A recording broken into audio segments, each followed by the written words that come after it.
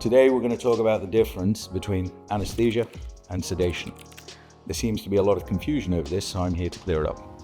Anesthesia is about pain control. Sedation is about anxiety management.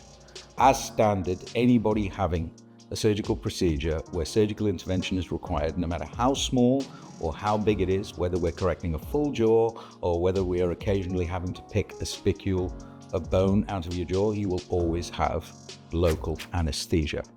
Local anesthesia ensures that you do not feel any pain. Sedation, on the other hand, is there to control your anxiety. So we have 3 tiers of anxiety: scared, which is everyone; very scared, which is what everyone says, but it's actually statistically about 20%, and very, very, very scared, which is actually by definition phobic, which should not be treated in this environment.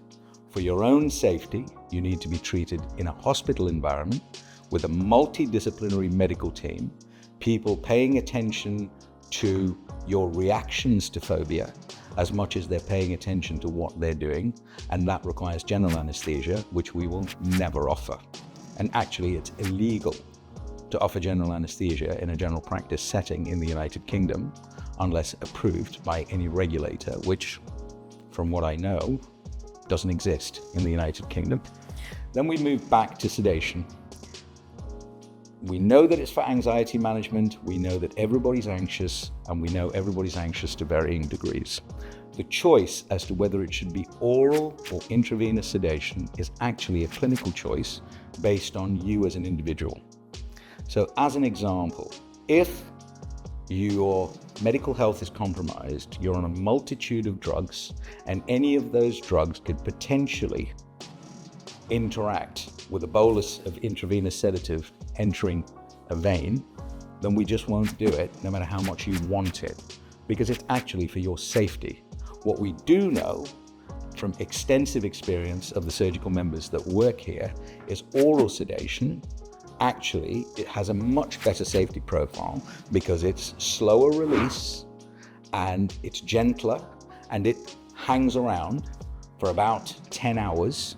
So it allows you to stay relaxed through that entire period, and staying relaxed even after surgery is very important because it encourages you to rest and sleep, all the things we want you to do. So which is why we as a group prefer oral sedation. It's not that we won't give intravenous sedation when it's clinically needed and medically safe to do so. It's just not a patient choice.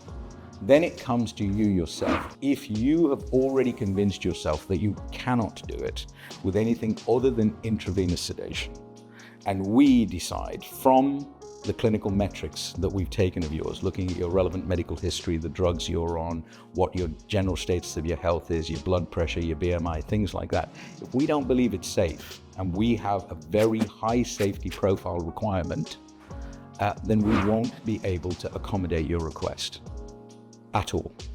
I know there are other clinics that may do, but we work here purely on the basis of clinical standards. So I hope I've cleared that up. Just to recap, anesthesia is for everybody. Pain management is for everybody, and it's always local anesthesia because it's got an incredibly safe surgical profile.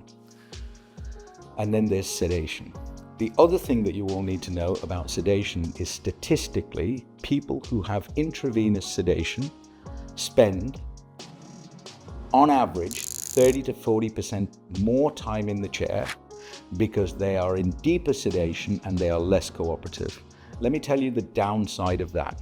The downside of that is, from what we have as data internally that we discuss as a group quite regularly, is those patients demonstrate longer recovery times, more swelling, and definitely more post-operative pain than if they had oral sedation. So people who have oral sedation spend less time in the chair, which is good for them. So to do exactly the same job, you don't have to spend as much time in the chair because you're actually more cooperative. And people who have intravenous sedation spend more time in the chair, which means they're open for longer, which means their recovery takes longer, and their post-operative care is far more painful, and the pain management drugs are less effective. We would prefer everybody recovered quicker rather than slower. So we're very particular. Now remember, this is from information that we've gathered internally. Other clinics will say otherwise, other people will have other opinions, that's fine. But we will not deviate from stuff we audit internally because we know what safety we want for our patients, because that comes first. Nothing else is more important to us.